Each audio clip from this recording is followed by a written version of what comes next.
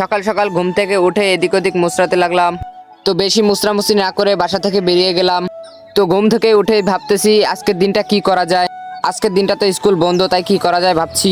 তো সামনে একটু যেতেই আমি একটা দাও পেয়ে গেলাম। ভাবছি এই দাওটা দিয়ে কি করা যায়। তো আমি একটু সামনের দিকে এগোতে আমার চোখে পড়ে গেল এই বাঁশটা। তো এই বাঁশটা দেখে আমার মাথায় একটা আইডিয়া চলে এলো।